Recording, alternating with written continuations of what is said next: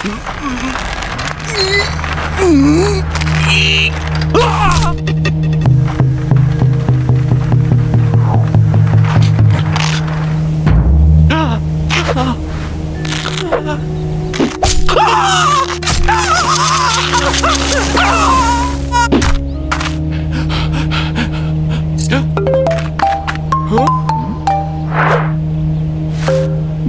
တ်သက်ကြီးရေဒီနေ့တော့ကျွန်တော်တို့အာဖရိကတာဘာနာကိုခဏလောက်ခီးထွက်ပြီးတောဝက်မင်းသားတစ်ပါးရဲ့စပယ်စိုးစားခန်းကိုနားဆင်ကြည့်ရအောင်ဒီတောဝက်မင်းသားကတော့ကိုအလှဆုံးလို့ထင်နေတဲ့စပယ်ရှင်နဲ့မာနကြီးတဲ့တောဝက်တစ်ကောင်ပေါ့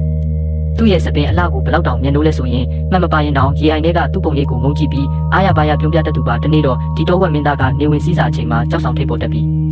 ရှမ်ပူကြော်ညာတွေကမော်ဒယ်လိုဟန်ရေးပြနေတာပေါ့သူ့ရဲ့ရွှေအောင်စပယ်ရှင်ကြီးကလေထဲမှာလွင့်နေတာများဘူစတီယိုဆိုပြီးကင်မရာကိုစိုက်ကြည့်လိုက်သေးတယ်အဲ့ဒီနောက်မှာတော့ရေအိုင်နားရောက်တော့ရေကိုမတောက်ပဲသူ့ရဲ့သွားညက်လေးတွေကိုကြည့်ပြီးငါကဆယ်ကျော်တက်တက်လေးပါဆိုပြီးကိုအထင်ကြီးနေလိုက်တာများတကယ်ပါပဲဒါပေမဲ့ကန်ဆိုးကျင်တော့ဒီလိုမာနတွေနဲ့လမ်းလျှောက်နေရင်တစ်ပင်ကြီးတစ်ပင်ကိုမတော်တဆတိုက်မိပြီးသူ့ကောင်းပုံကိုပြားအောင်ကြီးကပြုတ်ကျလာပါရော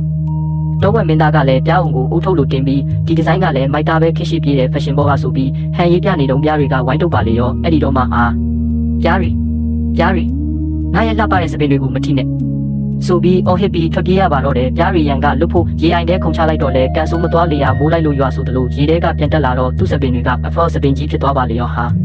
ဒါပါကြီးလေ bad hair day ဆိုပြီးစပင်ကိုပြန်ပြေးဖို့အတွက်စုပင်ကြီးတစ်ပင်ကိုပြီးလို့တုံးလိုက်တာစပင်တွေကပိုပြီးရှုပ်ထွေးသွားပြီးစုပင်တော်တဲ့ကိုပြုတ်ကျသွားပါရောအဲ့ဒီမှာရင်သူ့စပင်တွေကပန့်စတိုင်စုချွန်နေလို့ဖြစ်သွားပြီးနားစပင်တွေကပန့်စတိုင်ဖြစ်သွားပြီးဘယ်လိုလုပ်ရမလဲဆိုပြီးမိုးမဲဖြစ်နေရှာပါတယ်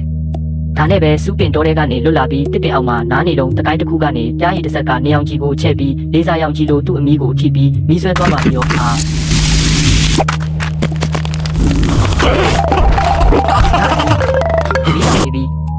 ဆိုပြီးနာကျင်စွာအော်ဟစ်ပြီးပတ်ပြေးတော့တာပေါ့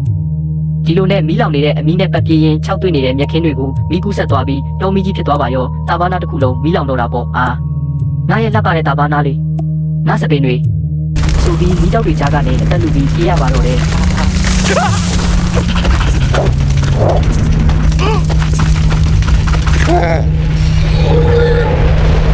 နောက်ဆုံးတော့မီးငြိမ်းသွားပြီးနောက်တောဝက်မင်းသားကရေအိုင်နားမှာထိုင်နေတာကိုတွေ့ရပါတယ်သူ့တကူလုံးမီးခိုးတွေနဲ့မဲနေပြီးအရေးကြီးဆုံးကတော့ခေါင်းပြောင်နေပါပြီဟာနားစပင်တွေဘယ်ရောက်သွားတာလဲဆိုပြီးမရှိတော့တဲ့စပင်ကိုပင့်တင်မှုစူးစမ်းပြီးစိတ်ပြက်လက်ပြက်နဲ့တက်ပြင်းချလိုက်တာများငါရဲ့မာနတွေလည်းမီးထဲပါသွားပြီထင်တယ်ဆိုပြီးစိတ်ပြက်လက်ပြက်နဲ့ထွက်သွားပါတော့တယ်သူ့ရဲ့မီးလောင်ထားတဲ့အမီးလေးကနောက်ဆုံးတစ်ချက်တုန်ခါသွားတာကိုကြည့်ပြီးကျွန်တော်တို့လည်းတောဝက်မင်းသားအတွက်စိတ်မကောင်းဖြစ်ရပါတော့တယ်ကဲပရိသတ်ကြီးရေဒီတောဝက်မင်းသားရဲ့စပင်စွန်းစားခန်းလေးကနေဗာတင်ကန်းစာရလဲဆိုတော့ကိုအထင်ကြီးလို့ရင်ဘလို့ဖြစ်ဆိုးတွေနဲ့ကြုံရတတ်လဲဆိုတာပါပဲနောက်တစ်ခါကျရင်ပိုပြီးစိတ်ဝင်စားစရာကောင်းတဲ့ဇာတ်လမ်းလေးတွေနဲ့ပြန်လာခဲ့ပါဦးမယ်နော်